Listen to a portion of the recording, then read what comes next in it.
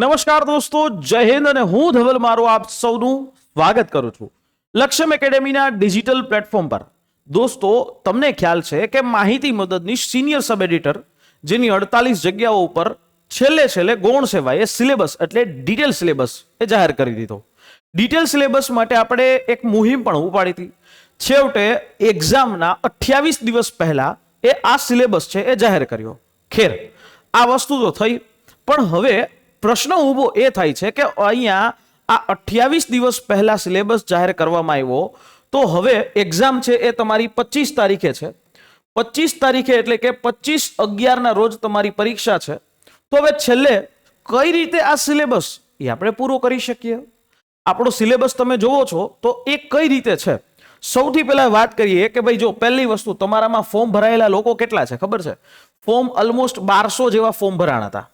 એમાંથી એ 180 જેવા લોકો છે એને નામ જે છે એ કમી કરવામાં આવ્યા, એટલે માની લ્યો કે 1100 જેવા લોકો છે એ હવે એક્ઝામ આપવાના છે। 1100 જેવા લોકો એક્ઝામ આપશે, એ સીબીટી એટલે કે કમ્પ્યુટર બેઝ ટેસ્ટ છે એ આપવાના છે। આમાંથી એ ઘણા બધા લોકો એવા છે કે જે ખાલી ફોર્મ ભર્યું છે, તૈયારી પણ છે નહીં, અને જે લોકો એવા પણ છે જે પરીક્ષા ભરવા પણ નહીં આવે। એટલે રફલી હું અંદાજો મારું તો અહીંયા જે કોમ્પિટિશન થશે એ મુશ્કેલથી 400-500 લોકોની વચ્ચે જ આ કોમ્પિટિશન થશે। અને તમને પણ ખ્યાલ છે કે આટલા જ લોકો છે એ લોકો જે આ પરીક્ષા આપી શકે, બાકી અડધા લોકો છે પોતપોતાની જોબમાં છે। પણ ખેર, આ બધી વસ્તુને આપણે સાઈડમાં મૂકીએ। હવે સૌથી પહેલા ધ્યાન આપીએ આપણે આના સિલેબસ ઉપર। સિલેબસ છે એ કંઈક આવો છે।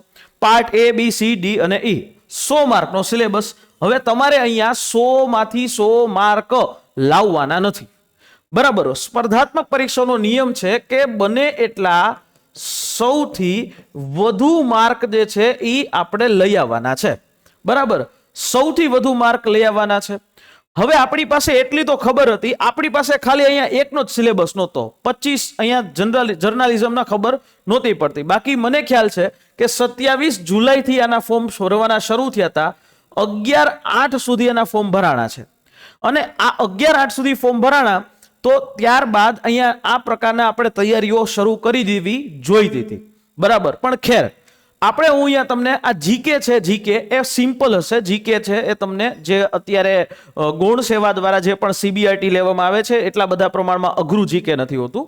જનરલ અવેરનેસ, જેમાં જનરલ સ્ટડીઝ, હિસ્ટ્રી, બંધારણ, કરંટ અફેર્સ અને જીઓગ્રાફી અને કલ્ચર ઓફ ગુજરાત, તો એના પણ આપણી પાસે ડિટેલ ટોપિકો છે। 30 માર્ક છે અને 30 પ્રશ્નો હશે। મેથ્સ અને રીઝનિંગ 15 માર્કનું છે, મેથ્સ અને રીઝનિંગ, અને 15 પ્રશ્નો હશે। સાયન્સ એન્ડ ટેકનોલોજી છે ને, એમાં ખાસ કરીને હું તમને કહું ને કે સ્પેસ પ્રોગ્રામ છે, ડિફેન્સ પ્રોગ્રામ છે, અને છેલ્લા એ 6 મહિનાની અંદર ન્યુક્લિયર પ્રોગ્રામમાં જે કંઈ પણ વસ્તુઓ થઈ છે એના ઉપર તમે એક વખત ધ્યાન આપશો તો ચોક્કસથી છે એ થઈ જશે। અને પાર્ટ ડી છે એ મહત્વનો છે। પાર્ટ ડી એટલે કે પબ્લિક એડમિનિસ્ટ્રેશન, ગવર્મેન્ટ બિઝનેસ। હવે અહીંયા અને કોન્સ્ટિટ્યુશન ઓફ ઇન્ડિયા બે એકબીજા સાથે ઇન્ટરલિંક થાય છે, એટલે તમારે એક વસ્તુ કરશો એટલે બધી વસ્તુ કમ્પ્લીટ થઈ જશે। એટલે એનો આ 15 માર્ક 15 પ્રશ્નો, બરાબર? હવે આ પ્રશ્નોની અંદર અહીંયા મેઇન મુદ્દો કે પૂરો કેવી રીતે કરવો। જો ભાઈ તમારા દિવસો છે ને એને ડિવાઈડ કરી નાખો, બરાબર છે? જેટલા દિવસો છે એની અંદર તમારે કેટલા વિષયો ઉપર ફોકસ કરવાનું છે, બરાબર? એના ઉપર તમારે નોટ્સ, પીડીએફ છે, મોક ટેસ્ટ દેવી પડશે, અને એક વખત જે છે તમારે એને વાંચી જવું પડશે, બરાબર છે? તો આની અંદર જે છે તમે આ રીતે કરી શકાય છે। અહીંયા જે એડમિનિસ્ટ્રેશન અને ઇથિક્સ, જાહેરાતમાં કોન્સેપ્ચ્યુઅલ સ્ટડી કરવાનું, જર્નાલિઝમમાં થિયરી પ્લસ કેસ સ્ટડીઝ છે, બરાબર? હિસ્ટ્રીમાં એમસીક્યુઝ તમે વાંચી શકો એટલા શોર્ટ ટાઈમની અંદર, અને મેથ્સ અને રીઝનિંગની અંદર ડેઇલી પ્રેક્ટિસ છે એ તમને થઈ શકે। તો સૌથી પહેલા તમારા વિષયના જે પણ વસ્તુઓ છે કે ફાઉન્ડેશન, જે મેઇન વસ્તુઓ છે ફાઉન્ડેશન કહેવાય, થિયરી છે એ તમે વાંચી લ્યો, બરાબર? હિસ્ટ્રી અને કોન્સ્ટિટ્યુશન છે એ તથ્યો ઉપર આધારિત હોય, કારણો ઉપર હોય, એનાથી તમને સમજમાં આવી જાય છે। અને આમાંય તમે જો ગૌણ સેવાના જે હમણાં લેવામાં આવી છે એવી સીબીઆરટીઝ જે છે એ સીબીઆરટીના પેપરો જે આવ્યા હોય સાઇટ ઉપર છે, એ પેપરો જે છે ને એ તમે જોઈ લ્યો। એ પેપરો ઉપરથી તમને અંદાજો લાગી શકશે કે આમાં આ લોકો કઈ તરફ જશે। મેથ્સ અને રીઝનિંગનો પણ અંદાજો લાગશે, અને મેથ્સ અને રીઝનિંગનું પેટર્ન છે આ રીતે એક જ વસ્તુ છે। સાયન્સ અને આની અંદર તમારે એક્ઝામ્પલ રીતે અપ્રોચ તમારે જોવાનો થાય, બરાબર? એક આના માટેના મેં અલગ અલગ લેયર બનાવ્યા છે। આ સૌથી લેયર વાઇઝ 3 લેયર છે। એક તો કોન્સેપ્ટ લેયર, તમારે એના કોન્સેપ્ટ સમજવા પડશે। બીજું પ્રેક્ટિસ લેયર, તમારે એમસીક્યુઝ શું કરવાનું છે? એમસીક્યુઝ જે છે એ જોવાના છે દોસ્તો. તમારા માટે લક્ષ્યમ એકેડેમી દ્વારા પત્રકાર મિત્રો માટે અમે લોકોએ એક અરેન્જમેન્ટ કર્યું છે. જેવું તમારું પરીક્ષા હશે, ટીસીએસ તમારી પરીક્ષા લેશે, એવી જ અમે ફ્રી ઓનલાઈન મોક ટેસ્ટ એ અમે અરેન્જ કરેલી છે. અમારી એપ્લિકેશન અથવા તો વેબસાઇટ ઉપર જઈ તમે ફ્રી ટેસ્ટના સેક્શનમાંથી ટેસ્ટ આપી શકશો. કાંઈ ન સમજાય તો આ નંબર છે 9429077607 ઉપર તમે કોલ છે કરી શકો છો. બરાબર, આ કોલ છે તમે ચોક્કસથી કરી શકો છો. દરરોજ એક ટોપિક ઉપરના એમસીક્યુઝ જોઈ લ્યો.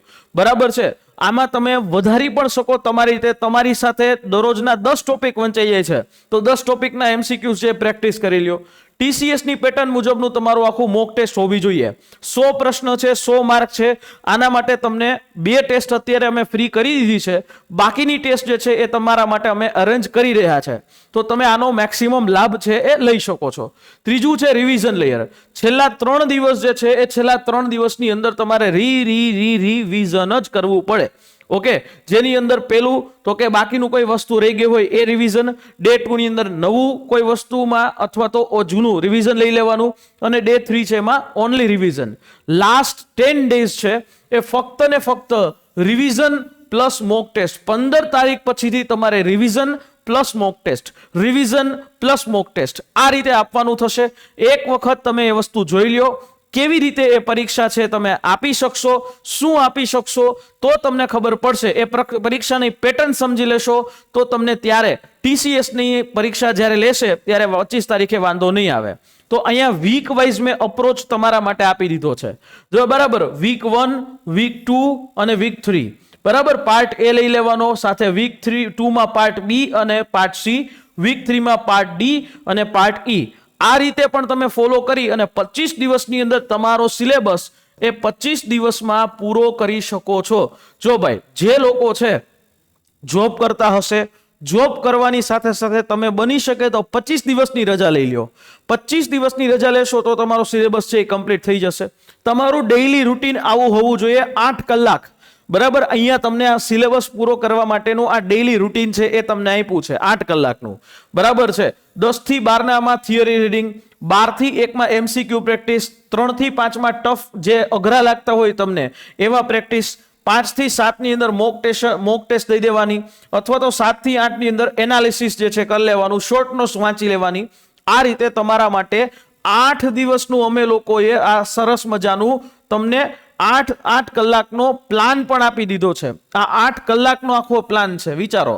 બરાબર, આ પ્લાન એક્ઝિક્યુટ થાય તો તમારો સિલેબસ છે દોસ્તો એ પૂરો થઈ જશે, કમ્પ્લીટલી પૂરો થઈ જશે. બરાબર છે, અને તમારે આના માટે સ્માર્ટ ટૂલ્સ જે છે એ તમારે જોવા પડે અને સ્માર્ટલી તૈયારી કરવી પડે. લક્ષ્યમ એકેડેમી ઉપર આપણે જર્નાલિઝમના લેક્ચર્સ છે સંપૂર્ણ, એ પણ તમને લાઈવ અને રેકોર્ડેડના ફોર્મમાં અવેલેબલ થઈ જાય છે. બીજા બધા ટોપિકો છે જેમ કે જાહેર વહીવટ, પબ્લિક એડમિનિસ્ટ્રેશન, ગવર્મેન્ટ બિઝનેસ, એ પણ તમને ક્લિયર થઈ જાય છે. અને સાથે સાથે ટેસ્ટ છે જેમ ઈ પેટર્ન મુજબ છે એવી જ રીતે અમે અમારા માટે આખી વ્યવસ્થિત રીતે જે છે એ પેટર્ન કરી દીધી છે. તમે અમારી વેબસાઇટ ઉપર જાશો, વેબસાઇટ ઉપર જઈ, કઈ વેબસાઇટ તો કે એ પણ તમને અહીંયા હું કહી દઉં છું. બરાબર, માની લ્યો કે તમે સિમ્પલી laksham.org.in આવી રીતે તમે લખશો એટલે અમારી વેબસાઇટ આવશે. એ અમારી વેબસાઇટ આ રીતે તમને દેખાય છે. તમે જોશો અહીંયા ઉપર અલગ અલગ સેક્શન છે. અહીંયા ફ્રી ટેસ્ટ સિરીઝમાં જોશો તો અહીંયા GSSB સિનિયર સબ એડિટર આવું આખું લખેલું છે. અહીંયા જે છે એ સિનિયર સબ એડિટરની જે ટેસ્ટ છે ઓલ ટોપિક્સ, તો ઓલ ટોપિક્સની અંદર તમે અહીંયા આ પ્રકારે એ ટેસ્ટ છે એ દઈ શકો છો. બરાબર, 100 માર્ક, 100 પ્રશ્નો, અને એ તમને અહીંયા 100 મિનિટ, અહીંયા લખ્યું છે 90 મિનિટ પણ એ સુધરી જશે ત્યારે જે છે તમને 100 મિનિટનો સમય છે એ આપવામાં આવશે. તો આ રીતે તમે ટેસ્ટ સિરીઝ પણ દઈ શકો છો. બરાબર, તમે મેન્ટલી રીતે ઘણી વખત એક વસ્તુ વિચારો કે રિવિઝન છે તમારે કરવું પડશે. તમે લોકોને થોડું આવડે છે પણ થોડું ઘસવાની વસ્તુ છે, અને એટલા જ માટે આપણે આ વસ્તુને ખૂબ અફોર્ડેબલી રીતે પણ આપણે કરી રહ્યા છે. દોસ્તો, GSSB નો જે સિનિયર સબ એડિટરનો કોર્સ જે આપણે 3500 રૂપિયાની અંદર રાખતા હતા, પણ માત્ર ને માત્ર 2 દિવસ માટે આ ઓફર આપણે લઈ જશું માત્ર 9,999 ₹1000 અંદર આખો કોર્સ અને અમારી જે પેઇડ ટેસ્ટ સિરીઝ છે એ પેઇડ ટેસ્ટ સિરીઝનો પણ તમે લાભ છે લઈ શકો છો. આશા રાખીએ આ માહિતી સમજાઈ હશે અને જો તમને ઇન્ફોર્મેટિવ લાગેલી હોય તો તમે તમારા પત્રકાર મિત્રો સાથે આને શેર કરી શકો છો. અને હા, અમારી ટેલિગ્રામ ચેનલ છે એમાં જોઈન થવાનું ભૂલતા નહીં. અમારી યુટ્યુબ ચેનલ છે ને સબસ્ક્રાઇબ કરવાનું ભૂલતા નહીં, કારણ કે તમારા માટે હજી ઘણી બધી વસ્તુઓ અમે લોકોએ પ્લાન કરી છે. તો ફરી પાછા મળીશું નેક્સ્ટ સેશનમાં. ત્યાં સુધી જય હિન્દ, જય ભારત.